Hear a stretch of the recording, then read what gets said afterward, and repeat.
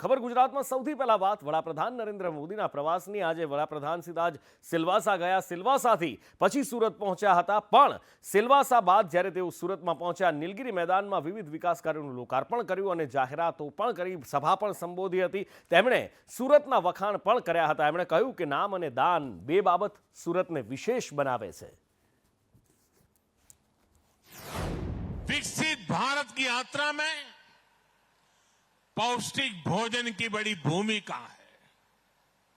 हमारा लक्ष्य देश के हर परिवार को पर्याप्त पोषण देने का है, ताकि कुपोषण और अनीमिया जैसी बड़ी समस्याओं से देश मुक्त हो सके।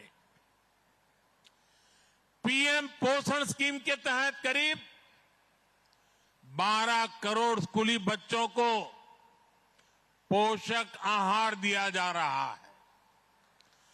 सक्षम आंगनवाड़ी कार्यक्रम के तहत छोटे बच्चों, माताओं, गर्भवती महिलाओं के पोषण की चिंता की जा रही है।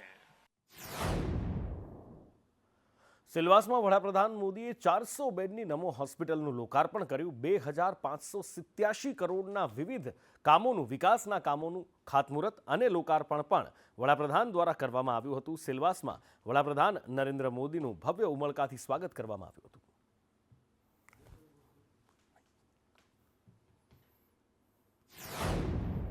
ये मोटापा जो आज दूसरी कई बीमारियों की वजह बनती जा रहा है। अभी हाल ही में मोटापे की समस्या पर एक रिपोर्ट आई है।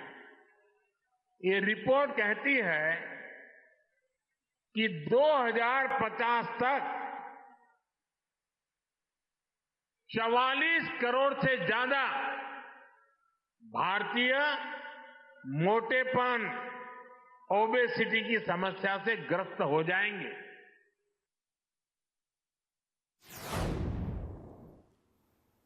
તો આ બાજુ રાહુલ ગાંધી પણ ગુજરાતની મુલાકાતે છે। રાહુલ ગાંધી અમદાવાદમાં પહોંચ્યા હતા અને પ્રથમવાર રાજીવ ગાંધી ભવન, જે પ્રદેશ કાર્યાલય છે કોંગ્રેસનું, એમાં પ્રથમવાર કોઈ મોટા नेता સવારથી સાંજ સુધી રોકાયા છે। રાહુલ ગાંધી આજે પ્રદેશ કાર્યાલય રાજીવ ગાંધી ભવનમાં રોકાયા હતા અને દિગ્ગજ નેતાઓ સાથે મુલાકાત કરી હતી। આવનારી વિધાનસભાની ચૂંટણીમાં ભારતીય જનતા પાર્ટીને હરાવવાની નેમ સાથે રણનીતિ ઘડવાનું શરૂ કર્યું છે। ચૂંટણીનું અત્યારથી જ 2.5-3 વર્ષ પહેલા જ રાહુલ ગાંધીએ રણશીંગું ફૂંકી દીધું છે અને તબક્કાવાર અલગ અલગ નેતાઓ સાથે તેમણે બેઠક પણ કરી।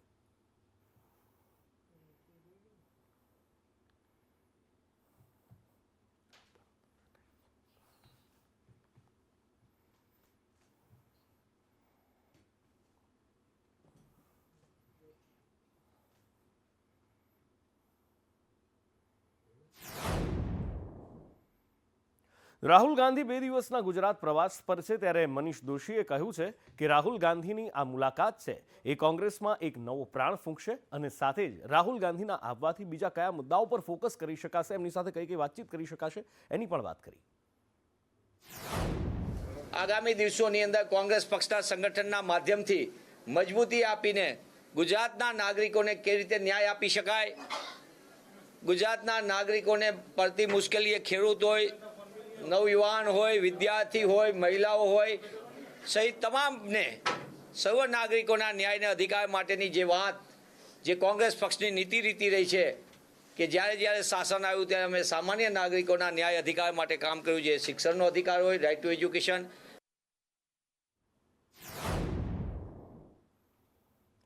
વિધાનસભાનું સત્ર ચાલી રહ્યું છે અને આ વિધાનસભાના સત્રમાં ચોંકાવનારી વિગતો સામે આવી રહી છે।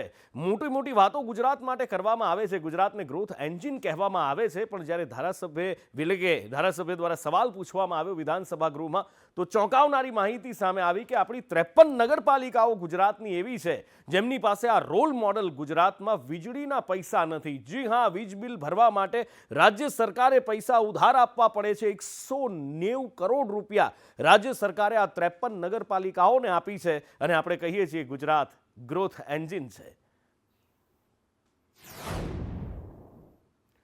આ બાજુ પ્રશ્નોત્તરી કાળમાં આજે વિધાનસભામાં લેટરકાંડનો મુદ્દો છવાયેલો રહ્યો. લેટરકાંડમાં 9 પ્રશ્નો પૂછવામાં આવ્યા અને સરકારને ઘેરવાનો પ્રયત્ન કરવામાં આવ્યો. કુલ આજે 79 પ્રશ્નો પૂછવામાં આવ્યા, જેમાં અમરેલી લેટરકાંડના 9 પ્રશ્નો ઉપર ચર્ચા થઈ હતી.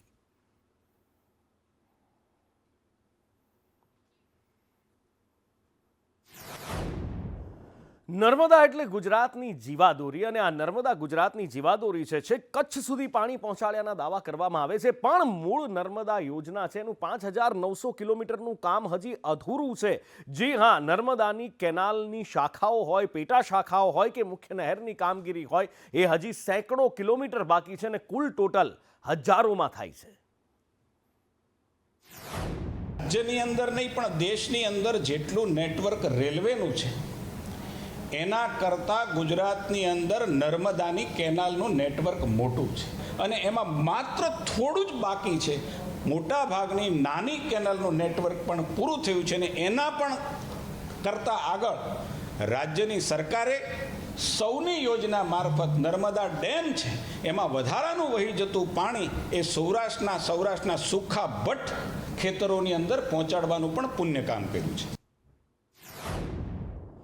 ભાજપ શાસિત વેરાવળ નગરપાલિકામાં ભ્રષ્ટાચાર ચરમસીમાએ છે ને આ વાત હું નથી કહી રહ્યો કે ના મારી ન્યૂઝ ચેનલ કહી રહી છે. આ વાત ભારતીય જનતા પાર્ટીના જ પૂર્વ પાલિકા પ્રમુખ પિયુષ ફોફંડીએ કહી છે.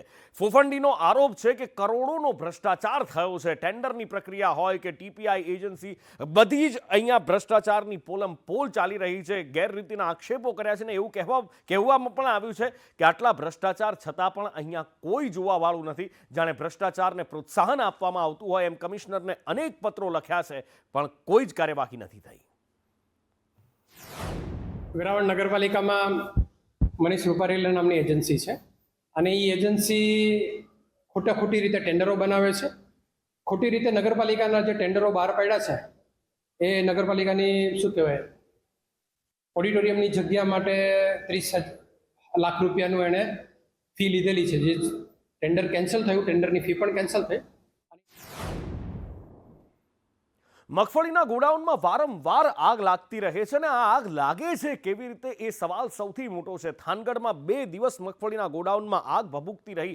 80,000 કિલો મગફળીનો જથ્થો બળીને ખાખ થઈ ગયો અને આગ કાબૂમાં લીધા પછી હવે તંત્રએ તપાસ શરૂ કરી છે. પણ દર વર્ષે આ જ રીતે તપાસ શરૂ થાય છે. જ્યાં મગફળી અથવા તો કોઈ પણ જણસ રાખવામાં આવતી હોય એ વેરહાઉસમાં ઇલેક્ટ્રિસિટીનો કોઈ સપ્લાય નથી હોતો. એવા જ વેરહાઉસને પસંદ કરવામાં આવે છે. ક્યારેક વેલ્ડર ઉપર ઢોળી દેવામાં આવે છે તો ક્યારેક તપાસ નામે આ જ રીતે આ ભ્રષ્ટાચાર થતો હોય એવો વિપક્ષે પણ આરોપ લગાવ્યો છે. સાર્વભૌમિક ઉપયોગમાં આવેલા અનાજ કે મગફળી કે અન્ય કઠોળ એ રાષ્ટ્રીય મિલકત, એને આ રીતે વ્યર્થ જાય એવો કોઈ પ્રસંગ આવે તો સરકારે તલસ્પર્શી ઝીણામાં ઝીણી તપાસ કરીને એમાં જે કોઈ ગુનેગાર હોય, જે કોઈની નિષ્કાળજી હોય એની સામે પગલાઓ લેવા જોઈએ અને એવા કડક પગલાં લેવાય તો આવા બનતા બનાવો અટકી શકાય. આખા ગુજરાતમાં કોઈ પણ ખેડૂતને જઈને પૂછો કે આ આગ લાગી એનું કારણ શું, એટલે બહુ ચોખ્ખો જવાબ આવશે, ભ્રષ્ટાચાર. શું કામ આવું? કારણ કે એફસીઆઈના ગોડાઉનમાં આઝાદીથી લઈને અત્યાર સુધીમાં ક્યારેય આગ નથી લાગી.